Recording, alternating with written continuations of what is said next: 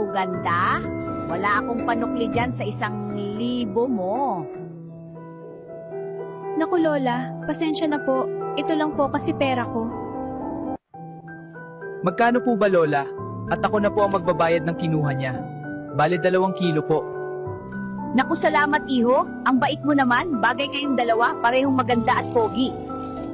Naku, nakakahiya naman. Salamat ha.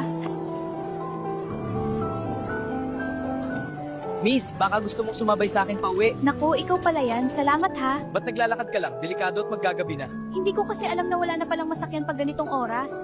Diyan lang ako sa may tindahan, may nakalimutan kasi akong bilhin. Magkano? Wag na, okay lang. Naku, salamat ha. Babayaran ko sana yung isda kaso may bibilhin pa ako wala akong ekstrang dalang pera. Wag mo nang isipin yun. Salamat ulit. Sige, mauna na ako. Sige, ingat ka. Bakit ganun kakaiba ang nararamdaman ko sa lalaking yun? Simula nung nilibre niya ako ng isda, di na siya nawala sa isip ko. Sana makita-kita ulit. Ang ganda talaga dito sa probinsya. Sariwa ang hangin. Ang galing mo na mag-drive ah. Siyempre magaling nagturo sa akin eh. Ang aga-aga, kayo pa talaga ang nakita ko. Swerte din pala niya sa babae, maganda na may sasakyan pa. Stay strong na lang sa inyo. Papalalabas lang po ako, nagugutom na ako sa tagal ng doktor. Okay na, umuwi ka na at magpahinga. Kami na bahala dito. Bye, Lolo! Bye. Isa nga pong strawberry cake at dark coffee po. Okay po, ma'am. Thank you. In love ka na talaga, ha? Oh, in love na talaga to. Kilig na kilig talaga siya. Sino ba naman di ma-inlove ang ganda ng kasama niya? Ubusin mo na yan at malilate ka na sa klase mo. Ipabalot ko na lang nga to. Pati ba naman dito makikita ko pa kayo? Anong oras kita susunduin? 6 p.m.? Heartbroken yata si tatay. Ano tay, bigo ka ba sa pag-ibig? Napatawa ka din ni Doc Tay.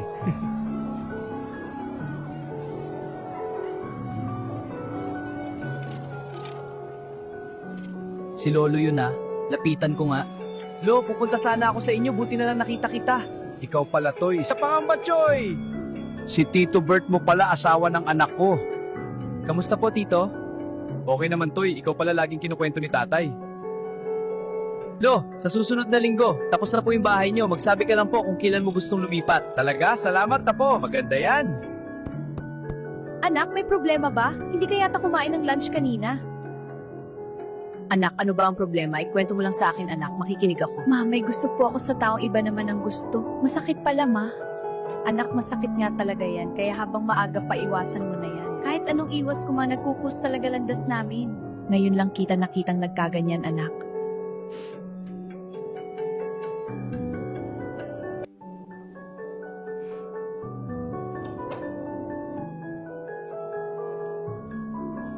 Di kuya, dito na ako sa labas. Tandaan mo, Saan na ba mga kasama mo? madali maghahanap ng bago. Huwag Pero, nakakainis ka, Erika. Ba't ka ba nasasaktan? mahirap Eh, wala naman kayo. makahanap Nakalimutan mo ng na kasi totoo. yung lalaking yun.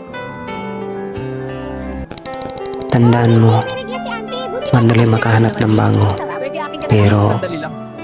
mahirap Gamitin mo makahanap ng totoo. Salamat sa jacket mo.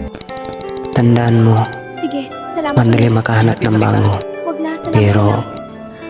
mahirap makahanap ng totoo. Bitiwan mo ako. Baka makita Tandaan tayo ng mo, girlfriend mo. Please lang, ayaw madali ko ng makahanap ng Ano bago. bang sinasabi? Pero,